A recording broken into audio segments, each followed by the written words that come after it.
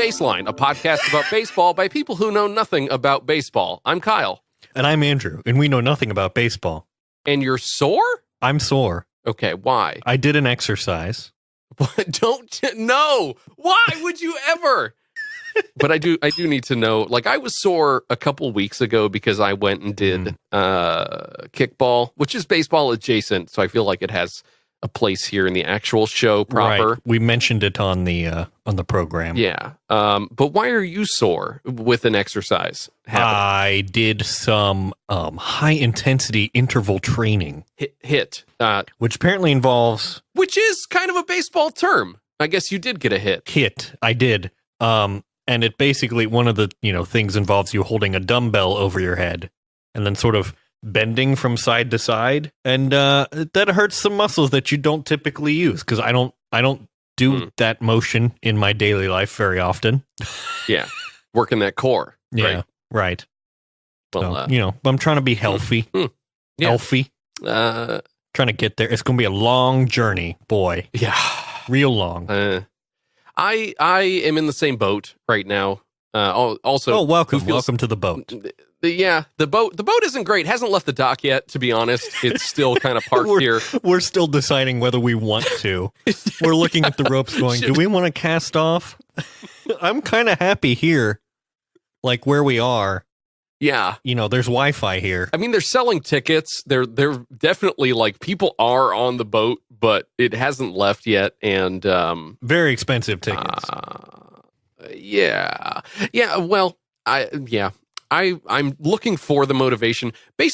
Watching baseball does not give me the motivation to work out or get fit or anything like that, because very famously, I think, baseballers, if you would, are out of shape. The baseballmen. Yeah. They are just not in shape at all. They also famously did lots of drugs and are just sort of... Baseball, not a sport that requires a whole lot of physical prowess. It's not like football. No. Because you aren't doing that much running. Like, you run a bit. Or conditioning, if you would. Right. It's a lot of, like, hand-eye coordination. I'm going to guess the thing that people work on the most is, pitchers with their throwing arm. Sure. Yes. That's really the only thing. Or, maybe batters, I guess, because you got to whack the ball real good, but... But even then, you got steroids, and it helps a bit. So indeed, it did. It did for a time, and maybe it still does to the league's detriment. But I think in general, though, good on you getting fit. Thank you. Boy, that is definitely not how I wanted to enter the show, because we did have a great quote to lead in. I think I'll just probably put that at the top of the show, sort of cold open style. But if you heard it, I did make the edit. If you didn't hear it, well, here it comes. It was funnier in our heads. It probably was. I still have this giant flip-flop on my screen, and I can't get rid of it. It's still here. It actually I burned. Closed the tab. It's still here. It's burned in. Send help. It really doesn't. You were banned from the server. I feel like I should be at this point. This needs to be banned from Twitter. It's bad. It is so bad. How many did that had to have gone through at least one layer of approval that someone designed it and then someone else thought, yeah, it looks good. Ship it. Send it. Full send. Tweet it now. Tweet it now. This is 100% done on purpose. Oh, I'm sure, yeah. It's absolutely done on purpose. There's someone in the office just going, with his eyebrow. This is a good idea, right? Yeah. What if we make it pink? I mean, it's certainly a way to get attention. Yep. Chanclas. My suggestion for motivation is to just go to your doctor, because they'll probably give you lots of bad news that will make you go, ooh. The kind of knee-jerky reactionary type, yeah, that makes sense. We're like, hey, you're doing not great. You should do better. Otherwise, you might keel over. I don't really like the doctor. I don't really like the fork in the road here of a doctor telling me, well, you have two options, sir. You may either continue to be in our stay and or just keel over, Or those are the only two choices. Please press one of these buttons now. grab a dumbbell and really do the weird thing with it. Just grab a dumbbell on your way out. Yep. Take it with everyone gets a dumbbell. Yeah. But anyway, I mean, that's what got me motivated is like, sure. I actually should care about this and whatever works. I mean, honestly, like I was saying, baseball isn't a motivator for me, even though I'm like watching people sort of do the thing. It's more like entertainment. But working out to me doesn't seem like entertainment. Like it just. Oh, it is absolutely not entertainment. I hate every moment of it. But that's everyone else hates it too. That's what you got to keep telling yourself. See, that's the thing. I don't think they do, and I like envy people. So this is the thing: is the people who do enjoy working out, first of all, are weird, and bad, and secondly, they are a very small percentage of the actual like set of people who are working out, and by far the majority do not. No one wants to exercise. We'd much rather just sit on the couch and watch the television. Yes. We do it because we have to, not because we want to. There's probably three, it's those people that are on those bodybuilder magazines that you look at them and you're like, is that a person? Those are the people that enjoy exercising, but. Yes, but they treat exercising like a sport, which in itself is sort of like, how do I beat it? Like, how do I turn it into the thing where like I get super jacked on as much like, I don't know, like investment, like time investment versus the output versus, how jacked I look. Well, I got to tell you, from my bodybuilder part, from my like 3 constant days of Google searching all of this, there are about 800 different ways to do it. And whichever way you're doing it is wrong. And there's a better way. Got it. Right. There's a lot of people who like did one thing and it worked for them. So they've now proclaimed that is the way, registered trademark. And that if you do it any other way, you're doing it wrong. Like I kept running into things that's like do cardio, don't do cardio, do a little bit of cardio. And it's like, okay, I'm pretty sure that no one actually knows what they're talking about here. So, yeah. That's the paralysis of decision making is definitely something that impacts my ability to get out and do it. I can see how though, like there's that point at which I did at one point just start and I did it and I either walked or run or biked or whatever. And then it's always there is something that takes me off of the train. I get that too. Be it like a vacation or I don't know, just like I stopped doing it or there's no social accountability and no one else I know is doing it. And so like, I just don't, no one else has bought in as much as I am. Fair. That's only fair. But then I just get off of it and then I don't exercise for 3.5 years. And that's where I am today. So, yeah, I like riding my bike because you can do it outside. There's nice scenery. It's not quite warm enough to do it here yet, but it's getting there. Also, my bike is at the shop at the moment to get tuned up. But yeah, I know it's really tempting to go and do something like kickboxing or like Orange Theory or one of those like group fitness things, classes where there's a personal instructor, because then you don't have to think about what to do. They just tell you what to do. But it's also very expensive. And that's the other problem. Is it's like, I want it to be simple and also not expensive. And those two things are mutually exclusive, it seems. Yeah, I mean, I've tried also like apps, right? Like opening an app and utilizing I got some sort of regimen in there and like, hey, join our, pro plan for $49 a year and we'll give you access to blah, blah, blah. And then we'll track it. And then I do the fitness test. I do the fitness test part of it. And I'm like, holy smokes, no way. Like either one, I overexerted myself and did not give a good baseline for this app to know whether or not I'm actually out of shape. Because I feel like I overdid it, right? Like I pushed myself way too hard and didn't give myself room for improvement. Because the next exercise I do is going to be harder than that. No way. I'm out. I pull the ripcord. That's the point I get to in those fitness apps after I'm already bought in, where I'm like, no, after the fitness test, that's it. I can't after that. And so having someone else, like a real human being, say, I get a general, I see that, I see the baseball chunky bits, and like, I get it. And so here's the plan. Here's an actual plan that'll work for you. And I'll push you to the finish line, or I'll give you a plan that is easier on Tuesdays and harder on Thursdays, or whatever. That's I need that sort of thing, or I need some sort of social accountability for it. Yeah, I think I need both. One of the things that's gotten me in the past is setting unreasonable goals and then getting disappointed when I don't meet them. Because it was going to be like, I'm going to ride my bike every day, and that's not really feasible, nor is it really wise, because you're supposed to have rest days. So then I wouldn't ride my bike every day, and then I would get disappointed and be like, what's the point? I can't even do this.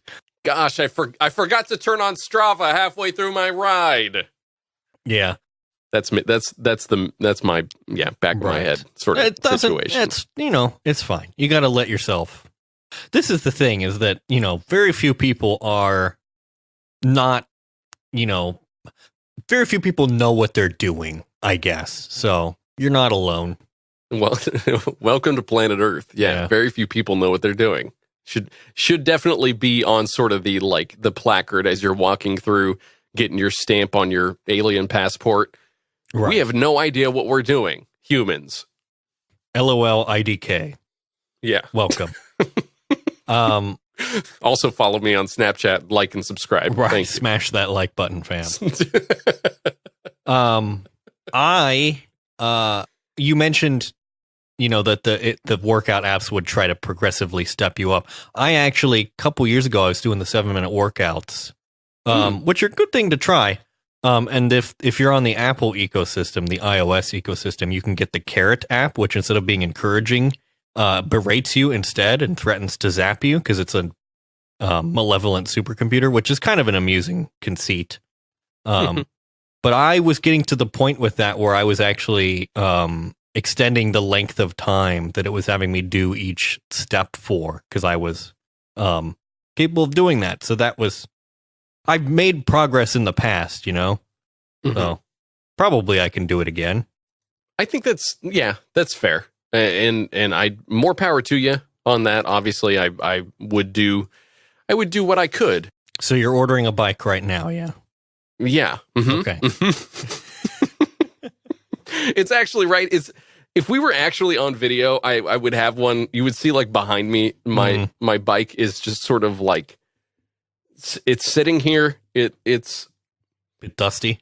It's not. I mean, it is kind of dusty. The tires are flat. The water bottle's still stuck in there. I don't know what's growing in there. I'm actually not. I'm not excited to open it up and look because it has been quite a bit. But yeah, it's one of those where I need just someone to maybe push me. I do a really good job, and I've always been a procrastinator, but I do a really good job at 11th hour something. I need this. I would be the number one procrastinator, but I just haven't gotten around to it. Yeah, right. Yep, that's me. I feel like that's definitely me. I could do it. Don't make me prove myself. I will do it.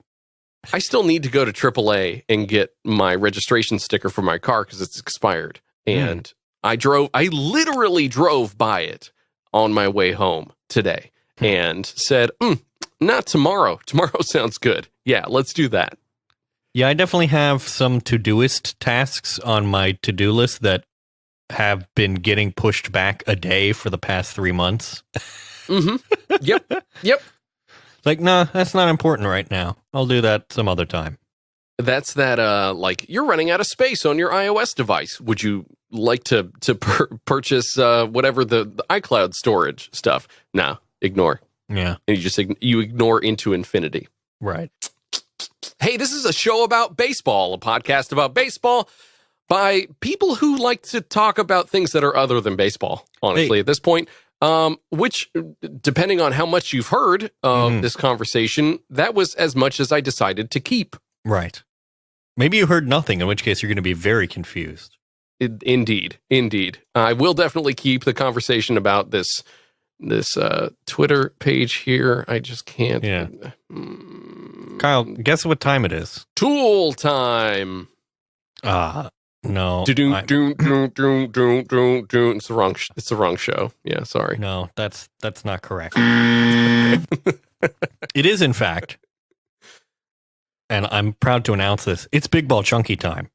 Yeah, it's Big Ball Chunky time. I feel like this has grown out of the Big Ball Chunky time. It's not in the sphere of baseball people anymore. It's actually in the regular Twitter sphere. I don't know where I saw this. I shared it with you, and then Chris shared it with me, and then I reposted it to Baseline. It is a photograph of a Korean baseball, like Major League Baseball store, it looks like. And their catchphrase was, as you described it, it's Big Ball Chunky time. Yeah. Credit to Jason Kobler on Twitter for taking this photo and tweeting it. Yes. I'm a fan. It's another... I am too. It's Big Ball Chunky time. Everyone's saying that it's Big Ball Chunky time. Finally, people have been wondering, when is Big Ball Chunky time? And the answer is, it's right now.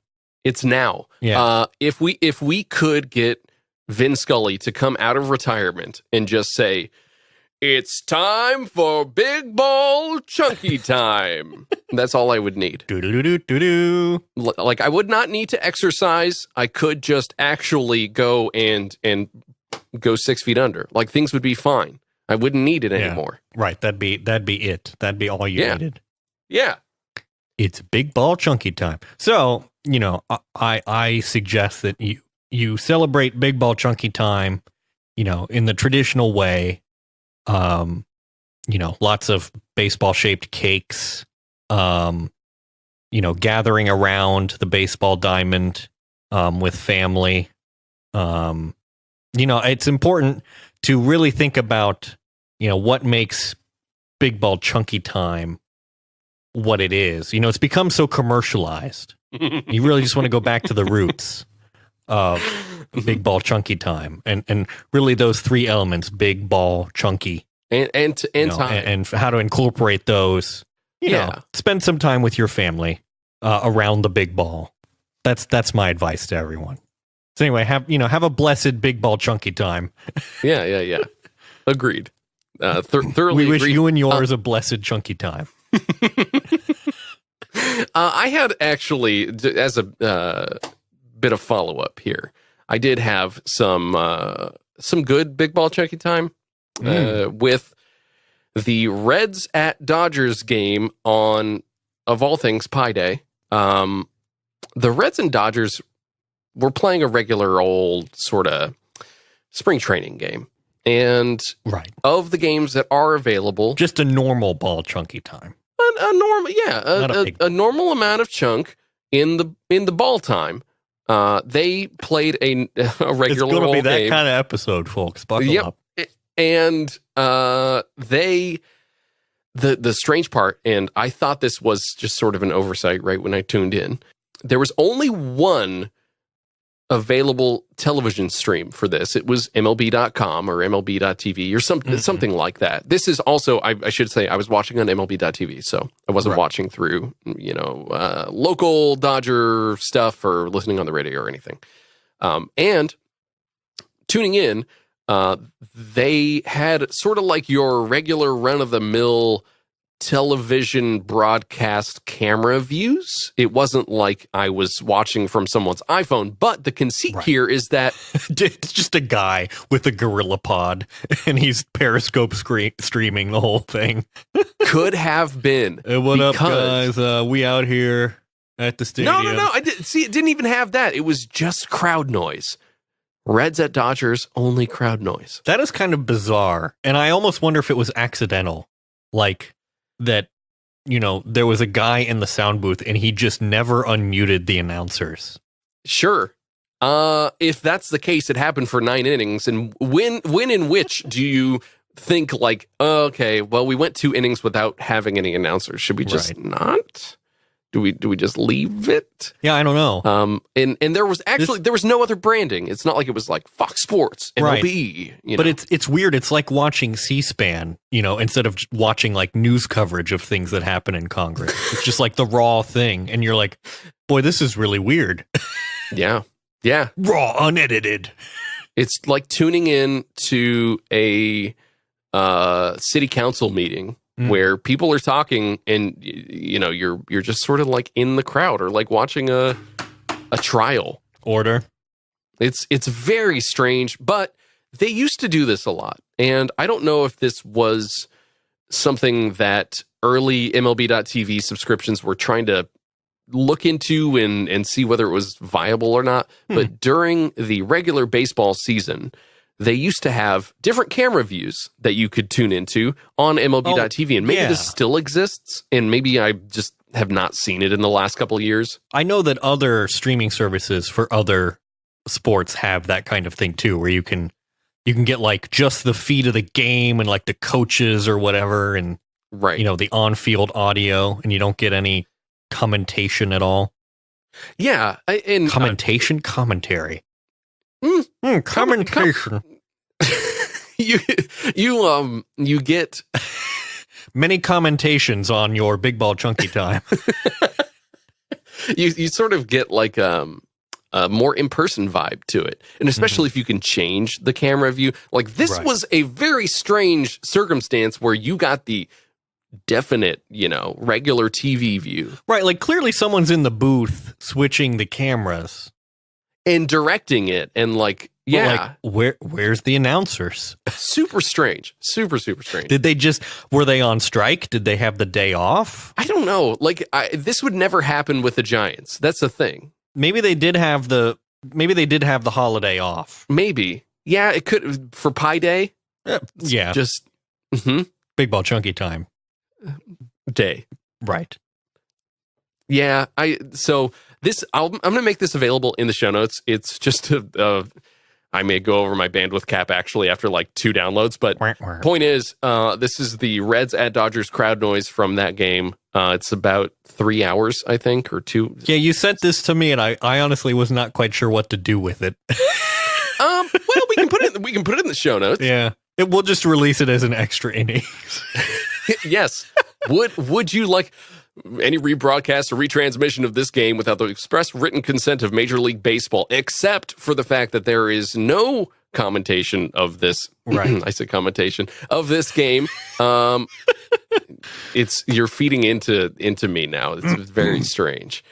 I'll make it available. You can download it if you want. I would recommend like using it as like a sleep aid, or like a just like a white noise machine. Yeah, in those apps that make noise, that make like coffee shop noise and like fire crackling. You could insert this in there too.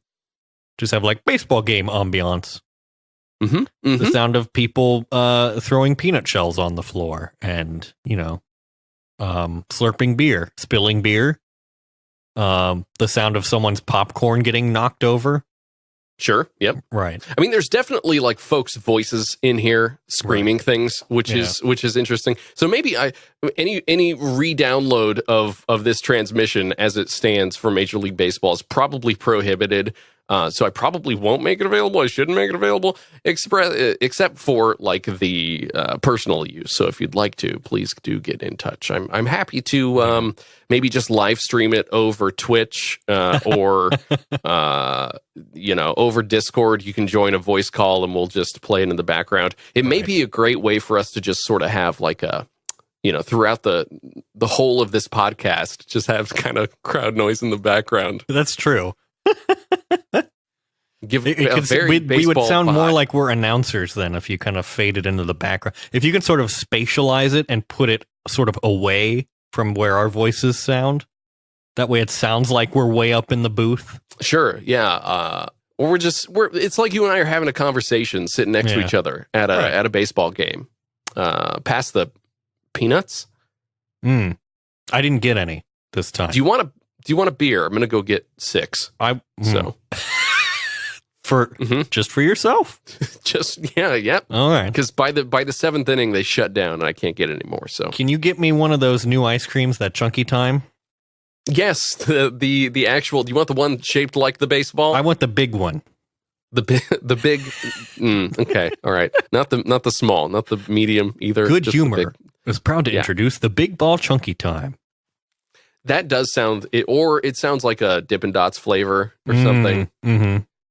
Yeah, you like a Cold Stone flavor, seasonal Cold Stone flavor for baseball season.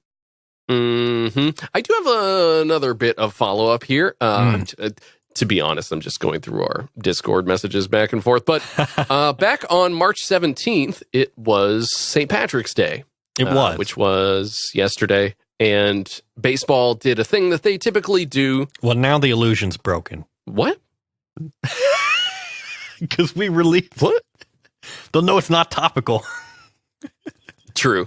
That's true. I was actually thinking about that because we're going out and putting these out like a week and a half after we record them. Mm-hmm. They're no longer going to be topical. We should probably like not record 1 week and maybe this is the week not to. Yeah. And get back onto like actual baseball news. Maybe this is the week to do that and we'll just make this a special episode. But that could work. Yeah. It's good to have an episode in the can. It is. Although we also need to record the extra innings, and those could go in whenever. Yeah, that's true.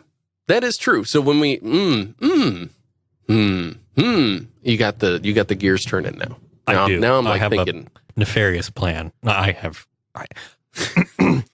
no idea what I'm doing. We've established that. Step 1, make a baseball podcast. Step 2, 5 question marks. Step 3, rule the world. Profit. Yeah.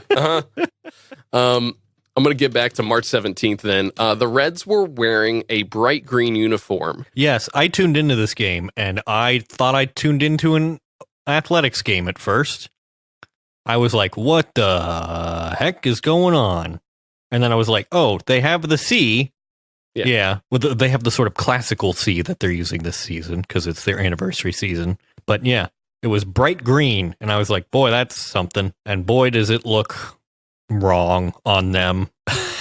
It's just not right. Imagine if you were colorblind, you probably wouldn't know the difference. That's true. Except for maybe like the shades are a little bit different. But yeah, brightness. Yeah. It's something that teams typically do during the season for especially special events, or they're doing like some sort of heritage night or something like that. They'll write Los Gigantes over the chest, to do like different heritage nights and things like that, featuring different languages a lot of times. Mm-hmm. And this one is typically just it's just they do. No, they definitely do that. Mm-hmm. But it's just a color for this one. And they do hats, I guess, too, which is all right. Yeah, because it was, which was it, Dodgers? No, I think the one that I was watching was Reds and the Indians, because I remember they had the C. Mm-hmm. They had a cap. They were wearing like normal uniforms, but their caps were green and white. Yes. Mm-hmm. Yeah. The Marlins and the Cardinals were the same way. So the Cardinals were wearing green, and then the Marlins were wearing their regular jerseys, but like with the white cap and the green bill. There must be some sort of coordination going on then. Yeah, well, and the strange part was that the Marlins and the Cardinals they share a stadium, and also the Reds and the Indians share a stadium. So I don't know if there was some sort of like teams who share stadiums play each other day. I don't know. In both the Grapefruit and the Cactus League, but makes it simple for, both of them, I guess. Yeah. Yeah. Or maybe it's just about like being able to see them on TV or something. I don't know. I don't know what the actual reason for that stuff was, but the umpires were, I think, the other interesting part, because they were also wearing white caps with green bills, and classically, umpires will wear like a hat that just has the MLB logo on the front. And this time it was green. It was kind of, I don't know. It was very distracting, I think. Yeah, it's everything is green. I bet they were serving green beer too. Yeah. Because why wouldn't you? Yeah, you gotta. Yeah. Part of the I actually, speaking of beer, I had my first Guinness yesterday. I had never had one before, a dry Irish stout. I don't think I have ever had Guinness. You knowing very little about your beer preferences, but knowing some of the beers that you have had in the past, I think you would enjoy it. Interesting. I don't typically think of myself as a stouts person, but there are definitely Me either. There are definitely beers that I dislike more than stouts. So, I can handle a stout. It's just not what I would naturally go for. Listen, I can handle a stout. Let me tell you something. No, this stout in particular is very good, and it doesn't taste like a stout. If you... That's weird, because it's the quintessential stout. Oh, no, it's not. Absolutely not. It is way more balanced. I feel like if you look up stout in the dictionary, it's like, Guinness. Yeah, no. Not the one I had. I'm going to ding myself. Well, I think you'd be surprised. I was the same way. I was like, okay, well, the good news is you're fired. you're not fired from trying a beer that you've never had. I mean, they can't hold that against you. I feel like folks on Untapped were jumping on me for not having it, previously. But really? Nah. It's whatever. There's lots of popular beers out there that aren't that good. Fair. And you should not feel bad about not having them. Like, if someone was like, you've never had Miller Lite, I think you'd be within your right to say, no, I drink good beers. I'm an MGD 64 kind of guy, so no. It's beer, chunky time. Have we hit all the verticals yet? I think we did hit all the verticals. There was one remaining vertical of the rule changes that were sort of semi-announced. Yeah, this was odd because there was a lot of hubbub, I guess, over this, and a lot of baseball writing over the last week or so has been about here's how Jeff Samardzija feels about rule changes and what he thinks baseball should actually do. Like, every team probably had a field day based on some single quote that a player gave based on Major League Baseball's announcement that we would love to implement some new rule changes. Here's what we'd like to do in 2020. There was plenty of room for every team to make hay of how the game could be changed to favor them in slight ways, basically. Yeah, and I think more specifically on the Jeff Samardzija thing, who is a pitcher for your San Francisco Giants, mine, I guess. He was impacted by this particular thing because it happened to him in a game, and they decided to try out this rule during a game. Surprise, new rule is in effect. Yeah. It's a bit like Calvin Ball, where you just make up a rule on the spot and be like, actually. It does definitely feel like you just took your very haphazard implementation. Yeah, I mean, it's at that point you realize, oh my gosh, this game really doesn't count. Like, we're all here to just sort of practice. Like, I'm surprised at that point there aren't teams out there doing, I don't know, shirts versus skins, or you wear the poncho because you're on the other team now, or teams playing themselves, or I mean, I know that happens, but all right, we're playing this one no gloves. Let's go. Yeah, I mean, we're gonna use balls that are 6 times the size now. It's a real chunky ball, big ball that we're gonna be playing with. It's big ball chunky time. It's the 8th inning, and we're gonna. Sorry, now the it's the 8th inning. That means it's time for multi-ball. That's right. We're gonna do 2 batters, 1 on each side. Five pitchers come out. Yep. That's how we keep it fresh. That's what Jeff Samardzija probably felt like in this game, because they were, I believe, in either the 9th or 10th inning. They were getting towards the end of the game, or the 8th. I don't remember where it was. Towards the end of the game somewhere. I believe this was the middle of the 9th inning, I think. Yeah, it was strange. The game was tied. And so what they decided to do was put a runner on second when the inning started. Just automatically. Just automatic. It's just like the first person on the lineup is like, just get yourself to second base. Yeah.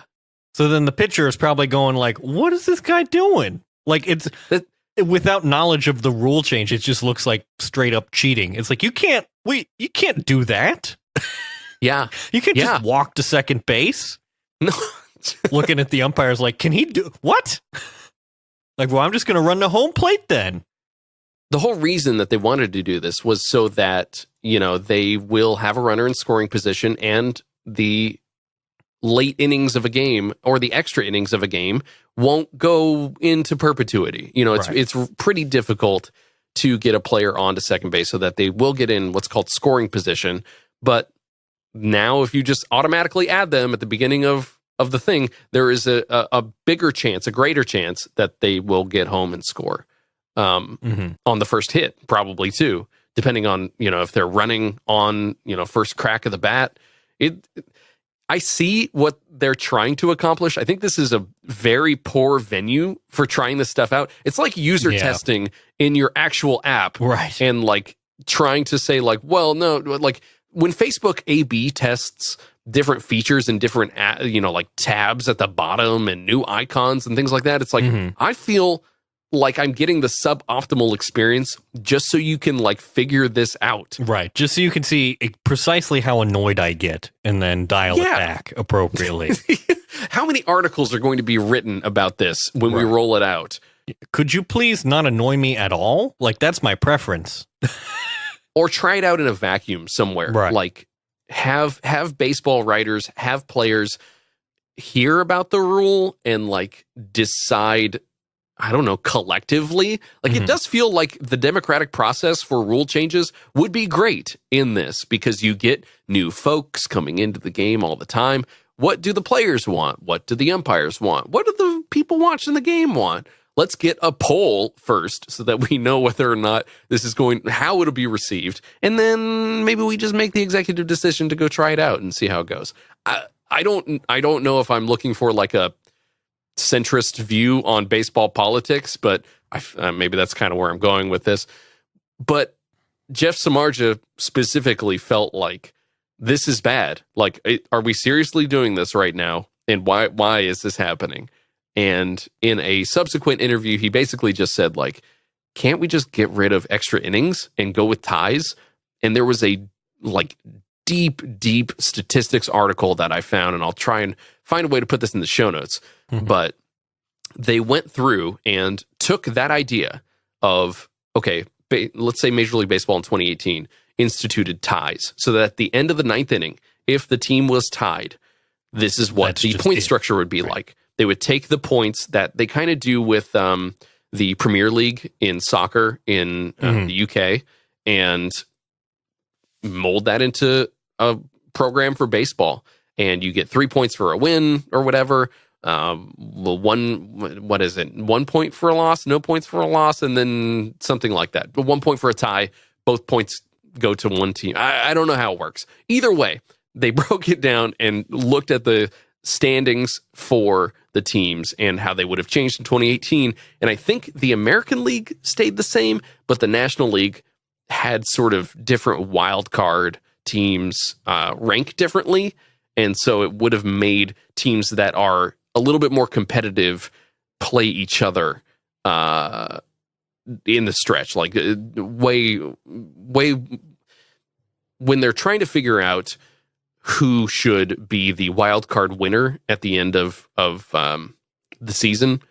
That would have been probably a better game instead of the one that came of it. But it didn't really change the statistics that much. So all of the extra innings, all of the extra work that players put in trying to alleviate the pressure that the rotation, which is all of the pitchers on a staff, are going to feel the next day. A manager is like trying to balance, like, okay, well, this game, we're at the 10th inning now, which is one more than a normal game.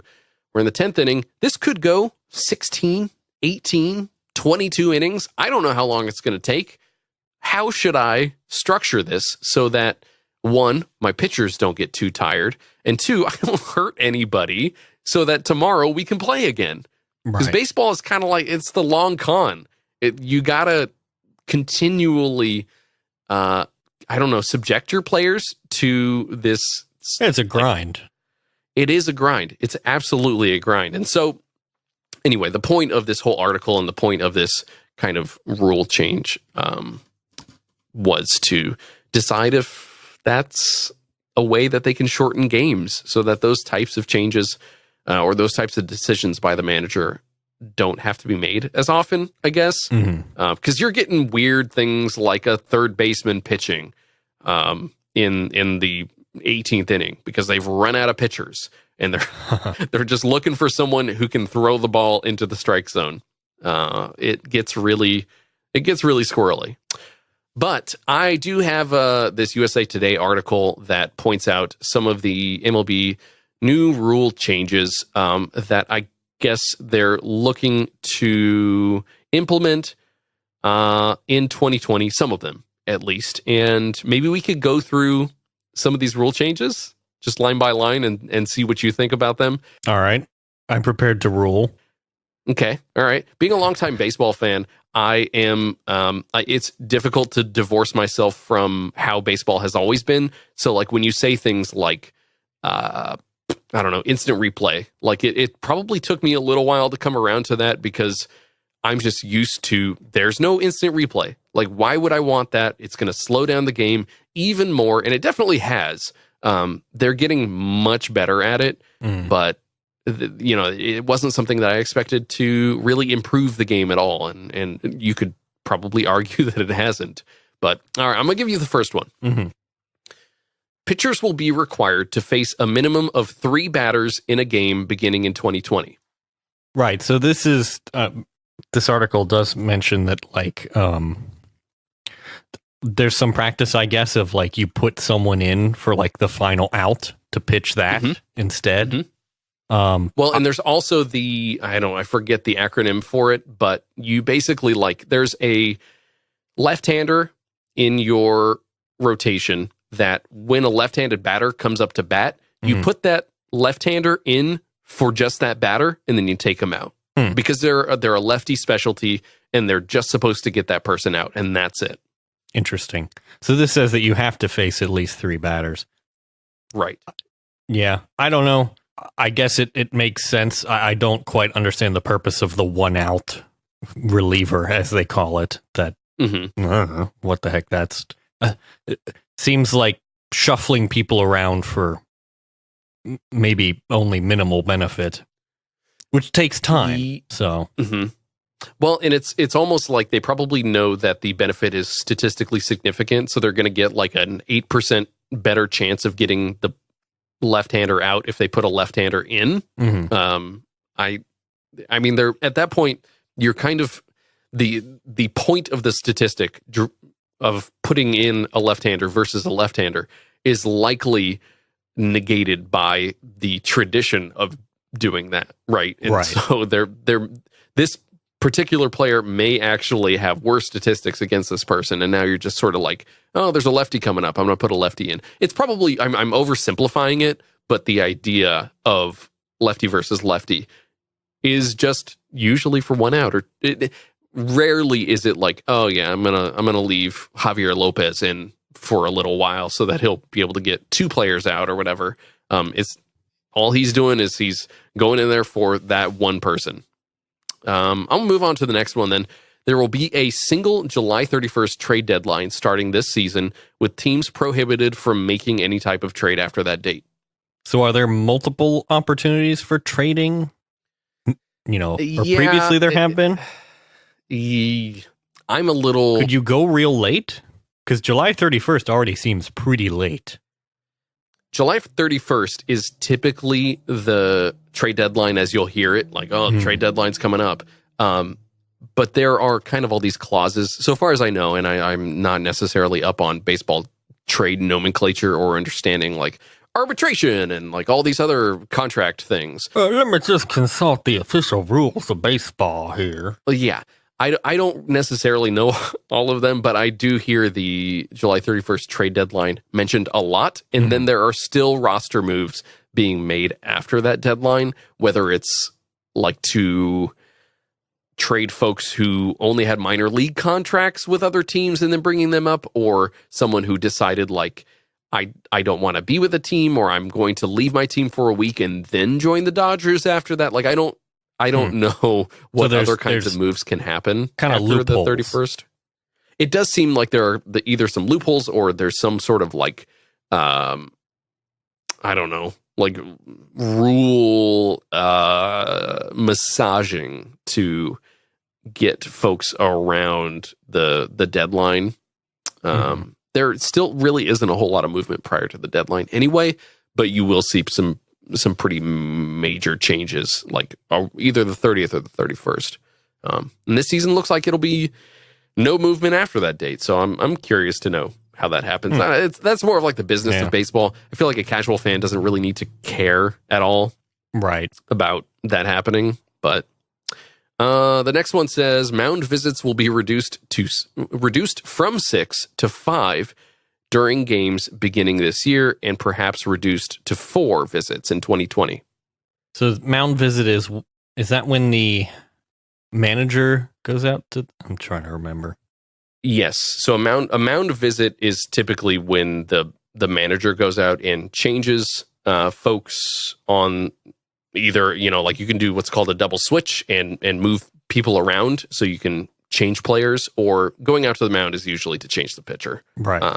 So this just seems like another effort to reduce wasted time, as it were, time spent not actually playing the game, because every time they do a mound visit, it takes presumably some minutes. Yes. Well, and there's also, I guess, I don't know when this rule changed, but maybe 4 or 5 years ago, a manager can visit you once to talk to you at the mound about how you should approach the hitter or whatever, something you're doing wrong. I really need you to throw the ball correctly this time.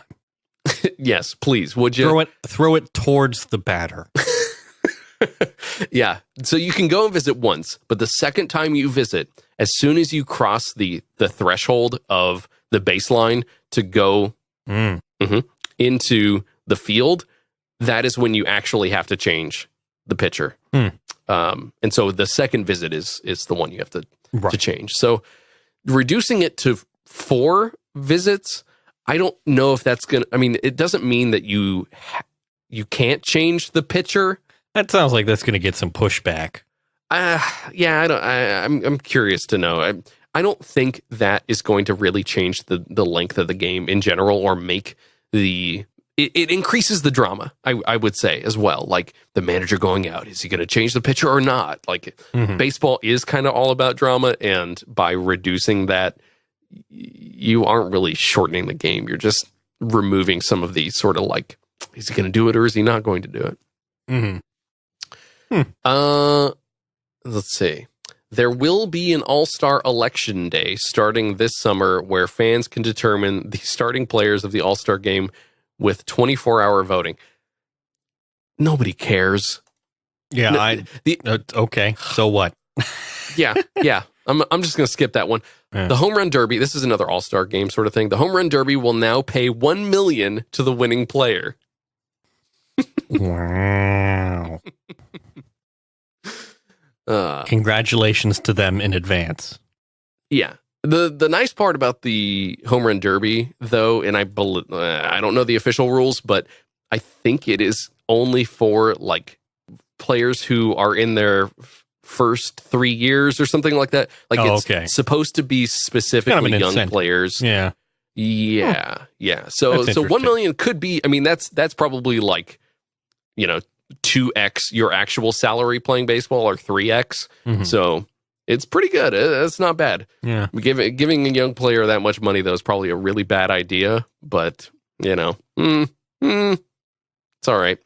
The commercial breaks during innings will be shortened by 20 seconds to 2 minutes.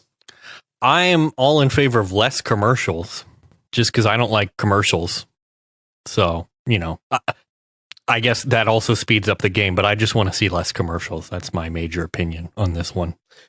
Well, and all this means is when you go and watch a game in person, 2 minutes is like barely enough time for me to get out of the row I'm in and like walk up the concourse. And then I'm going to stand in line for another 15 minutes while they go through 2 more innings. And then I'm going to get back to my seat like 2.5 innings later. Yeah. Just shortening it by 20 seconds doesn't really make a difference to that experience either. No, it's entirely about like, 20 seconds. Breaks. Now I'm not going to have time to get another beer. Yeah. I need to go take my trough trip and get back in my seat before the next trough inning. Trip. That's not happening. Hashtag trough trip. Position players will be prohibited from pitching in games that don't go into extra innings unless a team is ahead or behind by at least 8 runs. Now, as you said, this is something that they do in extra innings when they run out of pitchers, but is this also something they do in games that don't go into extra innings? Because why would you do that? I've got to say, it's probably very, very, very rare. Yeah. I don't know if I can ever remember the last time that this would have happened. Yeah. All right. Other than like extra innings. I mean, this sounds like a spectacle, maybe. Like I don't know, like they just want to put a player in to pitch. It just seems dumb. Yeah, I don't understand that at all. So good, I guess. Yeah. Like, I don't know why this needed. It's sort of like there is a whole idea of unwritten rules of baseball. We banned a thing you already weren't doing. Don't do it. Right. Yeah. Unless this is like in reaction to a very specific case that I'm unaware of. It probably did happen, but is to say like this may be something that like caused a big old issue in baseball in 1993, and they're trying to not have that happen again or something. Who knows? Next one is committees will be, this is a long one. Committees will be appointed by the commissioner's office and the union to formally discuss the game's economic concerns. They will study ways to make the free agent market more active. They will discuss eliminating the incentive for teams from purposefully losing to gain top draft picks. Yeah, right. They will explore efforts to prevent teams from manipulating service time that delays their top prospects from being called up to the major leagues.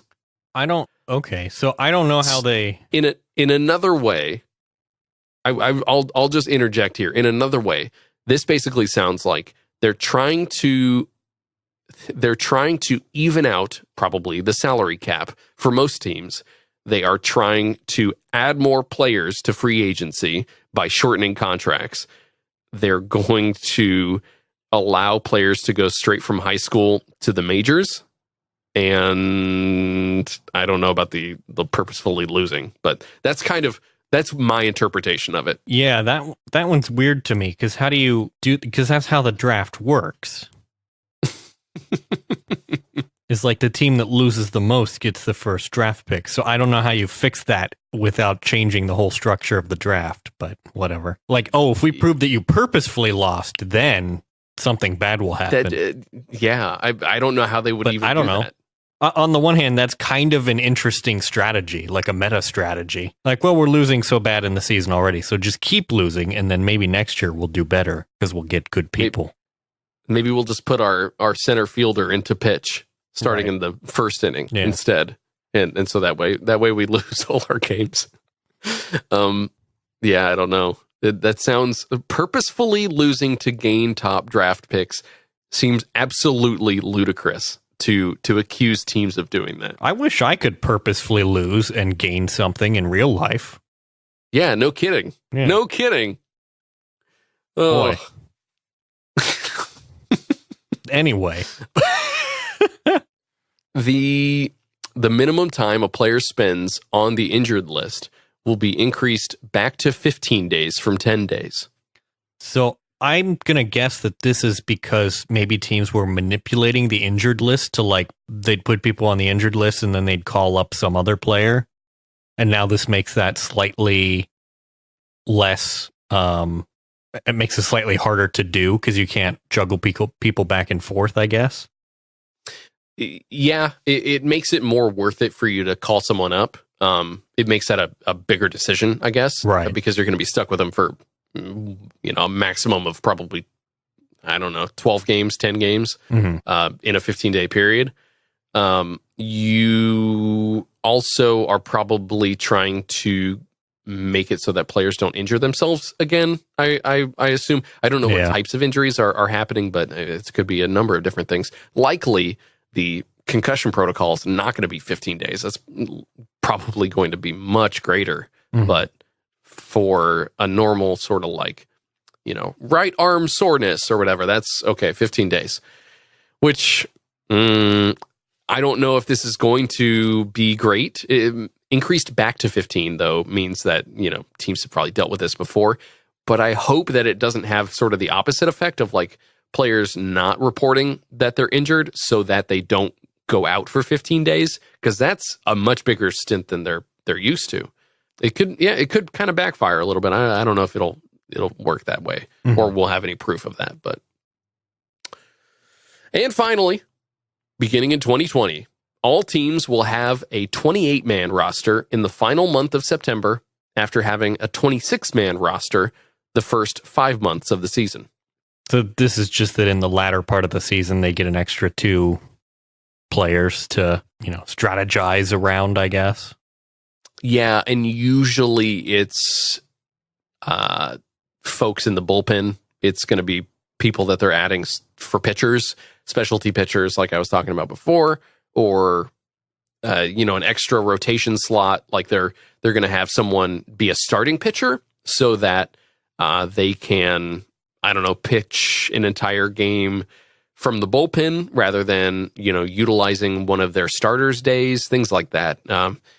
You can be more strategic, like you said, sort of going into the last month of the season. Some teams, though, and I don't have the numbers off the top of my head, I'm woefully ignorant of this fact, but some teams have a 40-man roster going into the final month of September. Why or how that happens, I feel like it is when they are guaranteed, like they become, they clinch their division, or they're guaranteed to go into the postseason. They're able to increase their roster to 40 to alleviate some of the starters from having to play literally every single game going into the end of September. I think that's the case. I would love to be corrected and actually understand fully that rule. But this is sort of standardizing that whole thing. Now you're only going to have 28-man rosters for that final month. Not all teams. So this makes it slightly smaller. It does. It does make it slightly smaller, and it makes it so that the rest of the teams, even if you have clinched, they remain needing to make baseball decisions to stay, I guess, like as tip-top shape as they can versus the other teams. It's a little more like they aren't giving in, and you've got teams still battling like they would have earlier in the season. Try not to favor those other teams and give them 40 versus like, oh, I'm still on 26. Like, you're gonna make my halvesy team fight your big ol' like super deep roster team. And that's it. Those are all of the rules. It's a lot less than I had expected. I think there was a lot more hubbub made of this than was really necessary. But I don't know. Other than like the pitch clock that we've already seen in some games, and this like put a person on second base sort of thing for extra innings, I think most of these sound all right. They don't seem out of left field, if you would. They're just pretty good. Pretty good. Yeah. I mean, I guess I don't know how I won't really know how it was before these rule changes. So it's a brave new world. It is. Welcome to modern baseball, where we're not changing that much, but everybody makes a big stink about it. Right. We've introduced new electronic bats. Yes, would love electro bats. Yeah, that does sound like a minor league team waiting to happen. The Electrobats. I'm gonna write that one down. Speaking of minor league teams, I think we've got ours. We do. For this Our episode. minor league team of the week is the Norfolk Tides. Their mascot is a seahorse with a trident. What? That is on their team logo and cap insignia, so you can click through to the Wikipedia article. It's pretty good. I think it's well designed. I don't know. You tell me what you think. What struck me, however, is their on-field mascot, which is a character named Riptide and looks sort of like Gritty if Gritty had been dyed blue. Or just like made very wet, I guess. Like a wet blue Gritty with a baseball for a nose. Yeah. And also like an infeasibly large rear end. Like that. Well, there's a lot going on there. that's a big chunky baseball. The thing with these mascots though is that they basically wear a hula hoop inside their costume to probably aerate. Like they need some sort you wouldn't of want space that in there close to your skin. That would just that would get sweaty. But very famously, the San Francisco Giants mascot does a lot with said hips and it's sort of like butt area during intermission between innings and things like that. It's a lot of dancing and a lot of just sort of like thrusting. It's a mascot thing, I guess, and I assume that Riptide does the same for the Norfolk Tides. Yeah, I would assume. It's very weird. It's like orange eyes. Well, the eyes aren't orange, but the eye surrounds are orange. White eyebrows. I don't know. It's very difficult to explain this character. You really are just going to have to look at the photo of it. The baseball for the nose is something. Yeah, and just sort of like the dead eyes that are going on too. It just kind looks of very earnest though. It is sort of though like a blink twice if you need help kind of thing. You're right. Like, are you under duress? Yeah. If you would love to get off the field right now, Riptide, I'm willing to help. Yeah. It doesn't. I don't know the weather in this area in Virginia, but I assume that it probably gets real sweaty in that suit, and it just looks sort of like I don't know, like Grover's melting a little bit, like Grover in a t-shirt. Yeah, it's really kind of strange. It looks like Grover has not been watching his weight, and it kind of got out of control, and then he melted a bit. Well, you know, me, you, Grover, we all got to get on that new regimen. We do. The new workout regimen. A big ball chunky time. Now I have to keep that whole conversation in because I referenced it. At the end of the show. That's how it goes. This episode will just never air. Yep. We've turned now into this will never air. I like the cap insignia of this. What are they called? The Tides. Tides? Yeah. The Norfolk Tides. I guess. Yeah. I would have loved like tridents or... Yeah. I mean, Tides is good. Tides is okay. Although I don't think of the Tides being that fearsome, you know. It's just kind of a normal thing. It's not threatening that often. Very rarely does the tide actually cause major issues. So they rise. Right. Yeah, I don't know. I'm trying to think of all sort of like the metaphorical things that you would do on a radio call for the Tides. Right. The Tides are rising. Tune in this Thursday. AAA International League Harbor Park in okay. They've been, I guess, the farm team for your Baltimore Orioles since 2007. Interesting. Prior to that, they were with the New York Mets for 38 years. You know, it's interesting. This baseball team, the Tides, is served by the Tide Light Rail at their stadium. How about that? I feel like this is a missed opportunity for like a corporate sponsorship thing, especially since they haven't really changed their name in forever. I wonder who keeps their jerseys clean. Like, there's gotta come on, right? I mean, it's like, come on. It's begging to be just the Norfolk Tide Ultra Stain release with color safe bleach. Yep, the odor blasters are, and then their mascot could be a Tide Pod, and that would be perfect. You know that they had to have taken advantage of that, right? Like, join the Tide Pod. It's over here in left field, section 206. Right, that's like where the most fervent fans are seated. Right. Well, if I go to every Tides game. I'm a member of the Tide Pod. Yeah.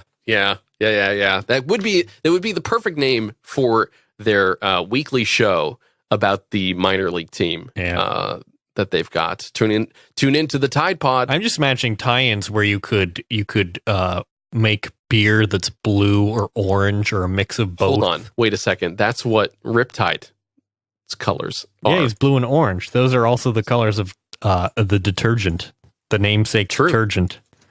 Yes. Maybe we're missing the point here. Something's going on here. Something's going on here.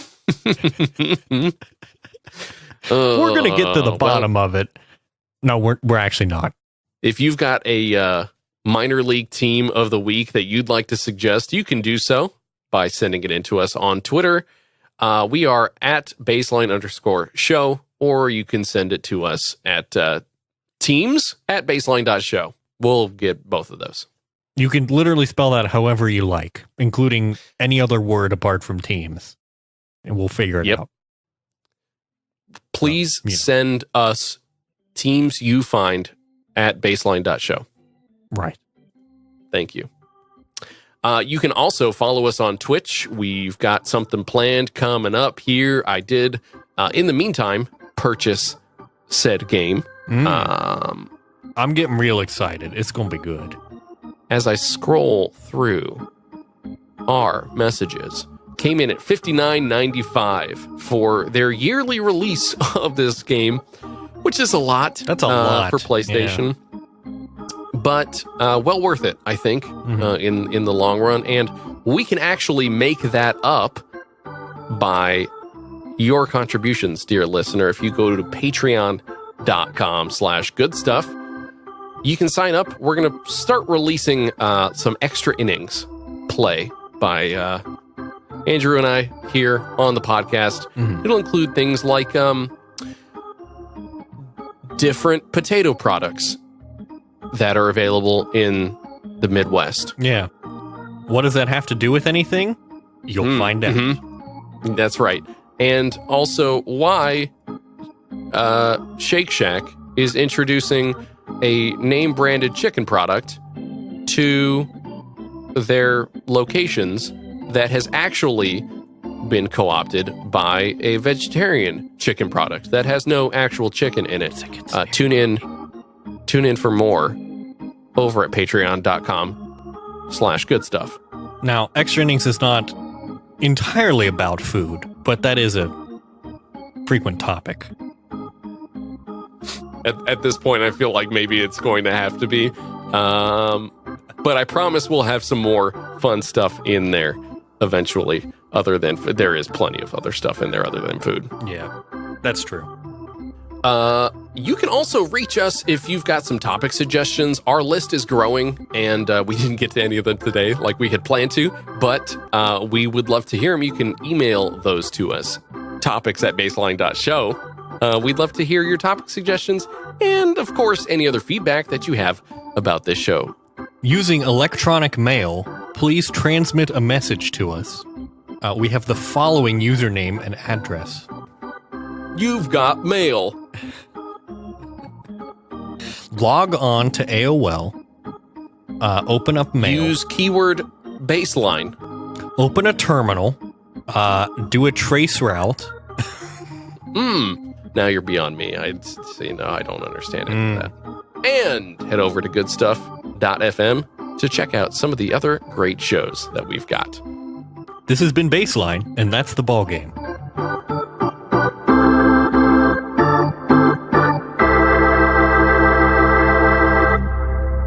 Any rebroadcast, retransmission, or account of this game without the express written consent of Goodstuff.fm is prohibited.